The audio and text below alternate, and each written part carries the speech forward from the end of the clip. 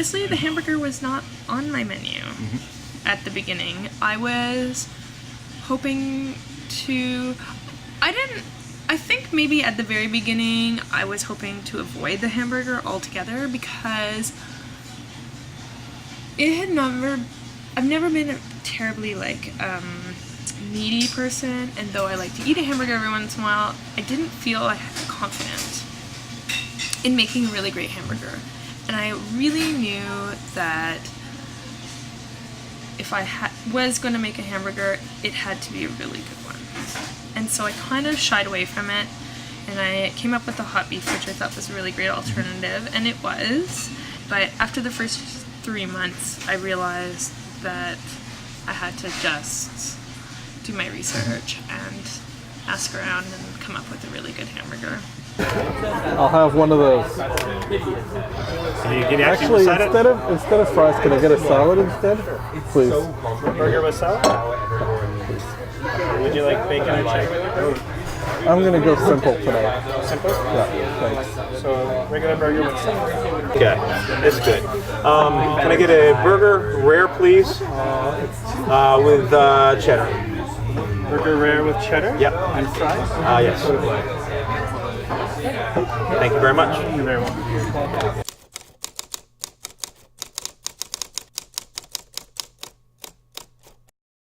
Here we go. Look at that. It's a thing of beauty. And with the fries. Enjoy. So, since you led into it, how did you come up with a really good hamburger? I talked to friends. You know, I did a little bit of research on the internet, but mostly I spoke with my very good friend Colin Griffin, who was at the time the chef of Hamburger and knows everything about a hamburger. You know, I spoke with my sous chef Matt, and we discussed what we would what we'd do. I'd already found the bun, like I knew what bun I was going to use, but I was, AVU from Snowden was kind of pushing me to have the sesame bun, because that's what they make, is the sesame bun, and you have to specially make the poppy seed bun. So I was really like, I was like, I don't know, he's not going to do it for me. It was like a bit of a deal. And finally, I came up with a combination that I thought was gonna work, and we tried it for staff meal, and then we sort of adjusted it a little bit, and that was it. That you go in leaps and heads abound. We're still talking about the bun right now. I basically, we figured out what percentage of fat we wanted. That never ever changed. We figured out what we wanted, and that is 25%.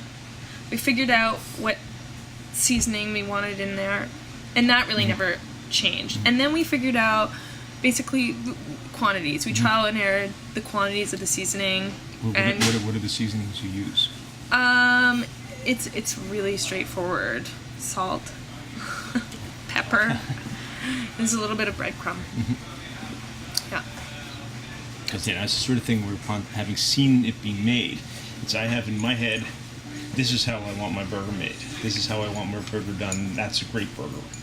And then you saw how I made my burger, and you're like, what the hell are you doing? Okay, we are recording. This is the Nouveau Palais burger. It is one of the specialties on their menu. It is probably one of their more popular items, according to everybody that I speak to.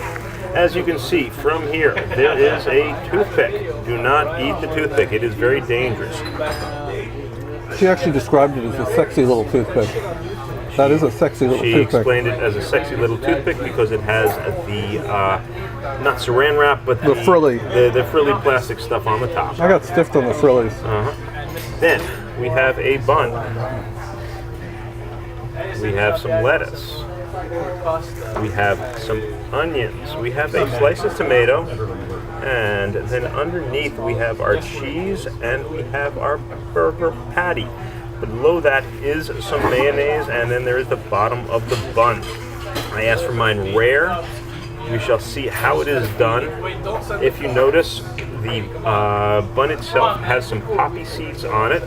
And then it comes, as we look over here, with some very nice shoestring fries and a pickle and some coleslaw. Now I'm ready for you to eat the burger.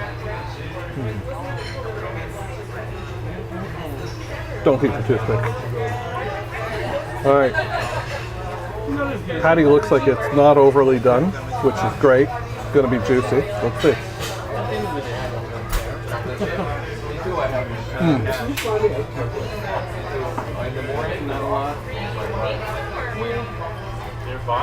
It's not a purist burger. The burger is seasoned, has a great flavor to it. It almost tastes barbecued, but it's not overcooked. Has it's a nice medium rare, a little bit pink in the middle, but that's fine by me. Some people may not like it. Mayo's nice. The bun isn't too sweet. It's nice texture. It's flaky. Has a good crust on the outside, and it's almost you almost think it's too big for the sandwich, but it actually has a good balance. You got a few poppy seeds on the top too. She says these are from Snowden Bakery, but you know I think that this is a perfect bun for this. It's a very good burger. Delicious, nice, crisp lettuce. Anything else? No, I think good. Let me get you one more bite. On its recording now. Okay.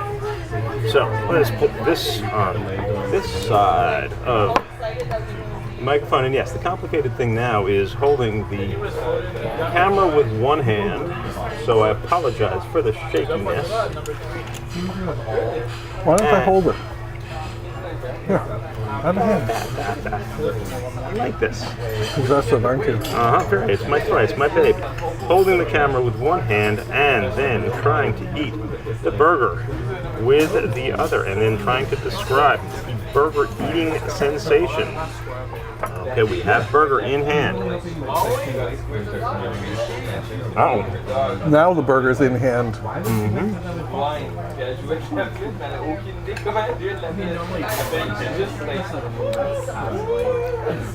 I got a large mouthful of bun, which I'm not certain is a good thing, but I also did get a little bit of the burger, and the burger is definitely rare. I'm very, very happy that the burger is rare. It's... that was a fry. Yeah, keeping the... figuring out that's where the sweet spot is. Okay.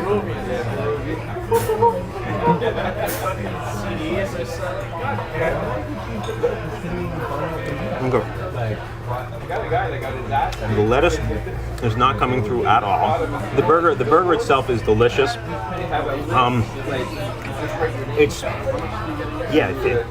Looking at it, I'm not certain if you can see it. Let's see if we can do the close up here. If you look at it, it's a sort of thing where you can see that it is it's definitely been a seasoned patty, because you really can't see any of the strands of the grind anymore.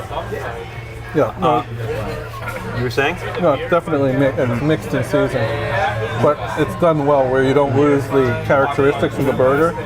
It actually complements rather than over the flavor or mask the flavor. No, it has a very meaty. It reminds me very much. I'd almost go so far as to say that Gita had the same mother as I did, because it reminds me very, very much of the burgers I had when I was growing up. Now I'm going to put down the camera and I'm just going to continue eating because, I'm hungry.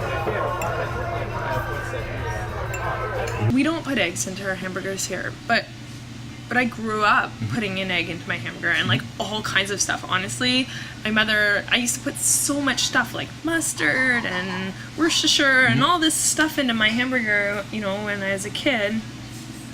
But now we really, really simplified it. I really want I want it to taste meaty. I want it to be juicy.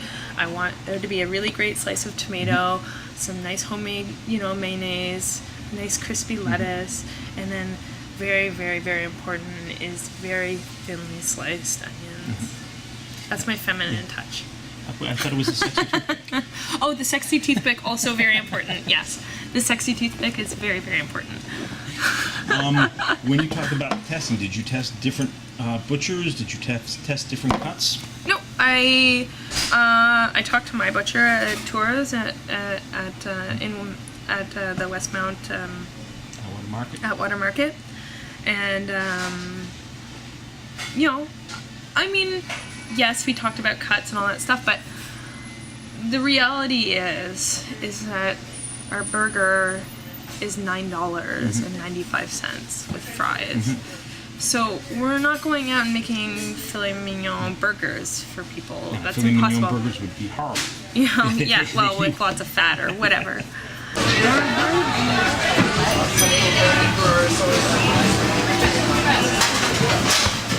Howdy. All right, so you take this out to table 16.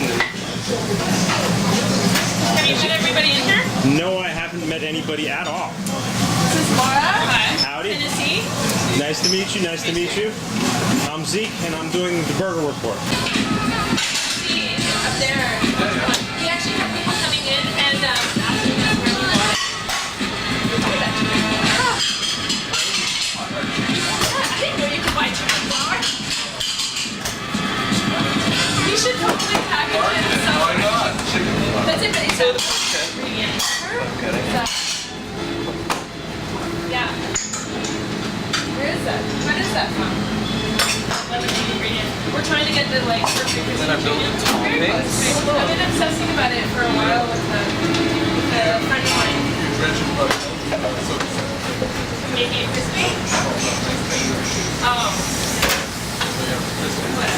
Whatever. Oh yeah, I did The walk? For sure. Fresh clean oil. all about the package. Clean oil. What's that? Yeah. Well, we get them from the States. We have to pay for them here. So we get like orders in. We're at the top of our game now. We got a lot of grits. I've never seen them. If you ever seen them, tell me. But anyway, we get them from.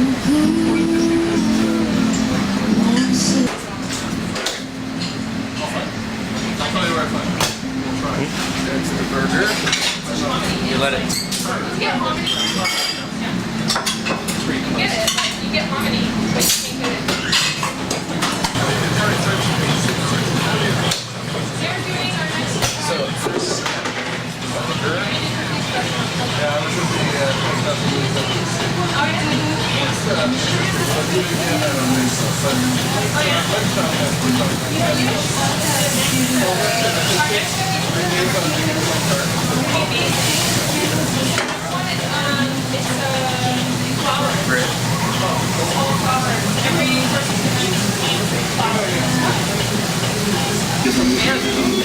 Oh that was the other meal. We should get some more.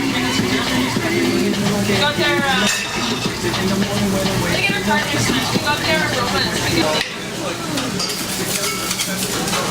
Oh yeah? Grilled puffball?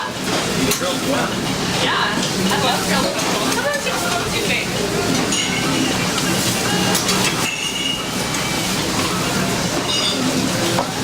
Yeah, we can get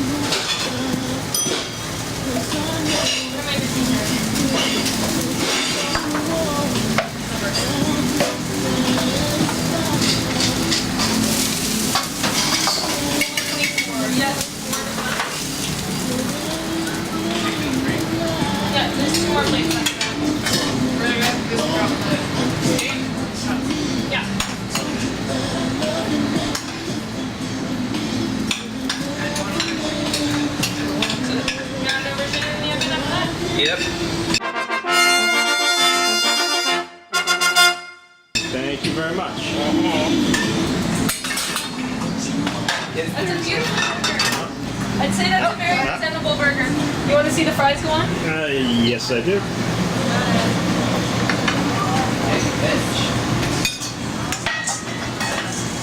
That's alright. Sometimes I prefer to put my fries on with my hands because then I get a bit nicer pile. I want to do good things, but I also want to do things that are affordable. So I want it to be accessible and affordable for people. So I'm not out to make that burger a $17 burger. I want to keep that burger at a $10 burger, you know. And you know, I think they found that nice medium. Even sometimes rare. Yeah, definitely. Well, you know, I'm not scared. That's the thing is, I know where my meat's coming from, and I trust these guys completely. Yeah, and we get our meat in on a very, very regular basis, and I have no fear. Like, I'm working with professionals. I am a professional. We treat our food with respect here, and like serving a rare burger, it just doesn't even faze me to do it. Our standard is to serve our burger medium.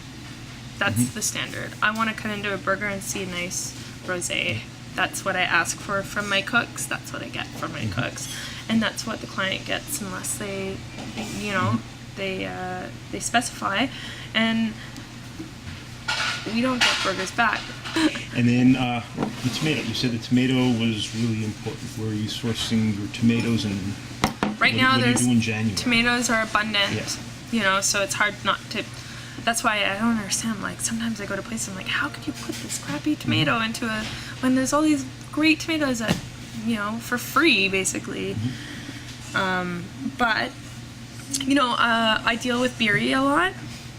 So right now I'm not getting my tomatoes from Beery because I can get a very decent field tomato elsewhere. But Beery's they're ahead of the pack, and they do hothouse tomatoes right into the like early spring into the late fall. So you can usually get tomatoes. I can get tomatoes from them most of the time. I can't find them somewhere else. And then outside of that, well, I'm very picky. I have to look. I'm looking in the markets. Sometimes they come from Mexico. But I do my best to always, I'll spend money on tomatoes that people would be shocked. You would be shocked at the price of tomatoes in the winter and what I will spend on tomatoes in order to ensure that people can have that nice slice of tomato in their burger. It gets very expensive. I can imagine. Yeah, but it's worth it for me because it would kind of break my heart a little bit if I put in something that I wouldn't eat or that I won't deem interesting. And then we have next on the list the onion. Yeah, the onion. Oh, that one I stole from. I stole like little pieces, from all different kinds of people. That I took from Lester's up the street. They have a sandwich up there called the Romanoff, and it's thin sliced smoked turkey on pumpernickel bread with mayonnaise, and then they take like regular cooking onion and they slice it really, really, really thin, and then they put that on. So I that's what I wanted. I want to like eat a burger and like crunch into like a big thick slice of onion. I want like delicacy. There's something very delicate about it.